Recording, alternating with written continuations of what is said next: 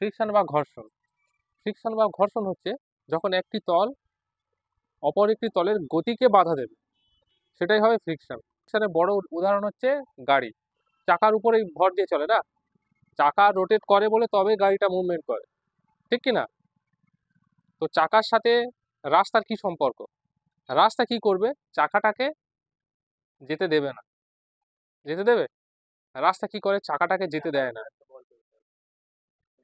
রাস্তা চাকাটাকে ঘুরতে দেয় না। তাহলে চাকাটাকে ঘোরায় কে? ঘোরায় হলো ইঞ্জিন। ঠিক আছে, ইঞ্জিন, কারণ একটা শক্তি আছে, ইঞ্জিনের একটা বল প্রয়োগ করে। এই বলটা গিয়ারের মাধ্যমে হোক বা বল বেয়ারিং লাগিয়ে, শ্যাফট লাগিয়ে, গিয়ার লাগিয়ে সেই ইঞ্জিন শক্তিটাকে হুইলের মধ্যে যখন নিয়ে আসা হয়, সেই হুইলের একটা রোটেটিং পাওয়ার চলে আসে। রাস্তাটার উপরে একটা তো তল আছে না, রাস্তার উপরই তল। আর হুইল বা চাকা, তারও একটা তো সারফেস আছে, সারফেস অফ দ্য হুইল আর সারফেস অফ আর্থ বা রাস্তা, দুটোর মধ্যে একটা ফ্রিকশন হবে। ঠিক আছে, রাস্তা কি করবে? হুইলটাকে বাধা দেবে রোটেট না করার জন্য। ঠিক আছে, তো রাস্তা যখন হুইলকে রোটেট করার জন্য বা চাকাটা ঘোরাতে দিচ্ছে না, সেই শক্তিটা হচ্ছে ঘর্ষণ। ঘর্ষণ অন্য তলকে গতিকে বাধা দিতে পারে, সেটা ঘর্ষণের প্রপার্টি। ঠিক আছে, কিন্তু ঘর্ষণের ঘটনাটা হচ্ছে এটা একটা বল। ঠিক আছে, আর বল যদি হয়ে থাকে, ঘর্ষণ যদি একটা বল হয়ে থাকে, তাহলে বলের একক কি হবে? এসআই সিস্টেম কি হবে? নিউটন হবে। সিজিএসে কি হবে? ডাইন হবে। তাহলে এইগুলো হলো ঘর্ষণের একটা বেসিক আইডিয়া। এবারে চলে আসছি coefficient of friction. Coefficient of friction মানে বাংলাতে বলা হয় ঘর্ষণ গুণাঙ্ক। সেই ঘর্ষণ বল আর তাদের মধ্যে লম্ব প্রতিক্রিয়ার যে অনুপাত, সেই অনুপাতকে বলা হয় ঘর্ষণ গুণাঙ্ক। নেক্সট হচ্ছে স্ট্যাটিক ফ্রিকশন। যখন মনে কর বল প্রয়োগ হচ্ছে কিন্তু বস্তুটা গতি লাভ করছে না। মনে কর গাড়ি আছে, ঠিক আছে, কোনো গাড়ির ইঞ্জিন খারাপ হয়ে গেছে, তো তাকে ধাক্কা মেরে গ্যারেজ পর্যন্ত নিয়ে যেতে হবে। তো দেখা যাচ্ছে যে দুজন ধরে ঠেলছে, গাড়িটা মুভ করছে না। ঠিক আছে, যখন তিনজন আসলো, ঠিক আছে, তখন গাড়িটা চলতে শুরু করলো। দুজন তো বল প্রয়োগ করছিল কিন্তু গাড়িটা মুভ করছিল না। ওই যে ঘর্ষণ বলটা, ওই যে রাস্তাটা চাকাটাকে বাধা দিচ্ছে, যার জন্য যেতে পারছে না, সেই যে ঘর্ষণ বল, সেই ঘর্ষণ বলটা হলো ফ্রিকশন বলা হয়। ঠিক আছে, বল প্রয়োগ হবে কিন্তু বস্তুটা যাবে না।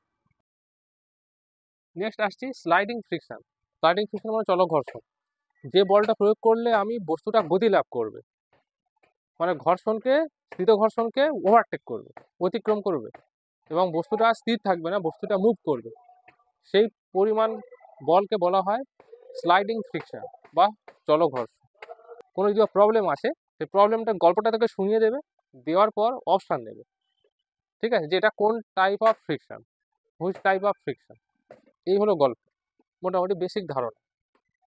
নেক্সট নেক্সট একটা বিষয়, আরেকটা বিষয় ধারণা নেব ফিজিক্সে, সেটা হলো মোমেন্ট অফ ফোর্স।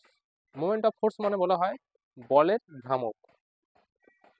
কোনো বস্তুর উপর আমি বল প্রয়োগ করব, এমন একটা বল প্রয়োগ করব যে বলে বস্তুটা কোনো নির্দিষ্ট অক্ষের চারিদিকে ঘুরতে থাকবে, সেই পরিমাণ বলকে বলবো আমরা বলের ভ্রামক। আর বল যখন বস্তুটা ঘুরবে না নির্দিষ্ট অক্ষের চারিদিকে, তার মধ্যে একটা লম্ব দূরত্ব তৈরি হবে। এবারে মোমেন্ট অফ ফোর্সের কয়েকটা বেসিক ধারণা, মানে বেসিক কিছু কনসেপ্ট, সেটা হলো মোমেন্ট অফ ফোর্স, এটা এসআই সিস্টেমে এর রাশি কি হবে?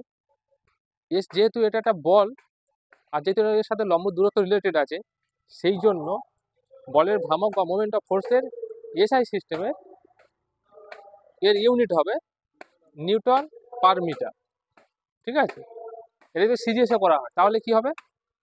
সিজিএসে বল কি হচ্ছে? ডাইন, আর লম্ব দূরত্ব কি? সেন্টিমিটার।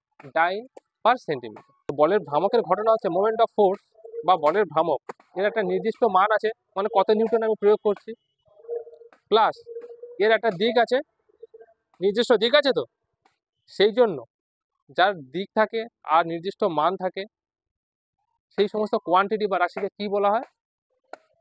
ভেক্টর রাশি বলা হয়। সেই জন্য বলের ভ্রামক এটা কোন type of which type of quantity, এটা ভেক্টর কোয়ান্টিটি। এবার নেক্সট আরেকটা বিষয় আছে, সেটা হলো কাপল বা দ্বন্দ্ব বলা হয় ফিজিক্সে। ঠিক আছে, এই কাপল বা দ্বন্দ্বটা কি? সেটা হলো দুটো সমান মাপের ফোর্স যখন বিপরীত দিক থেকে ক্রিয়া করবে, তখন যে বল উৎপন্ন হবে বা সেই বল সংস্থাকে বলা হয় দ্বন্দ্ব। দুটো সমান হতে হবে। মনে কর একটা গাড়ি আছে, একটা গাড়ির বল মনে কর 100 নিউটন, একটা উত্তর দিকে আসছে, তার যা বল আরেকটা গাড়ি আসছে দক্ষিণ দিক থেকে। তো দুটো গাড়ি যখন সংঘর্ষ হবে মুখোমুখি, সেই মোমেন্টে সংঘর্ষ হওয়ার পর যে বল উৎপন্ন হবে সেটাকে বলা হয় দ্বন্দ্ব। তাহলে দ্বন্দ্ব হতে গেলে কিন্তু দুটো বল দরকার। কি কি কন্ডিশন দ্বন্দ্ব হতে গেলে? এক, দুটো বস্তুর সেম বল ফোর্স হতে হবে, বল বা ফোর্স।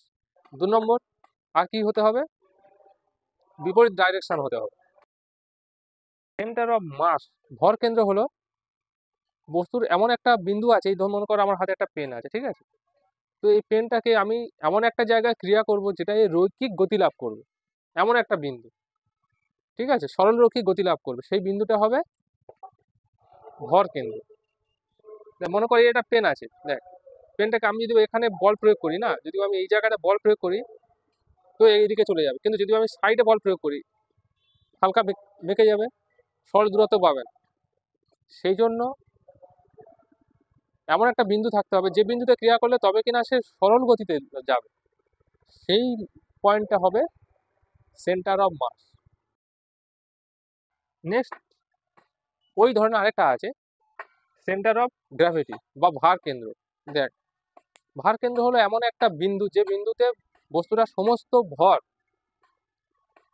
বা ওয়েট ক্রিয়া করবে, ঠিক আছে, সমস্ত ভার বা ওয়েট ক্রিয়া করে বস্তুটাকে স্টেবল রাখবে বা স্থির রাখবে। মনে কর পেনটা আছে, পেনটার এমন একটা বিন্দু আছে যেই জায়গাতে আমি হাত দিলে পেনটা স্থির থাকবে,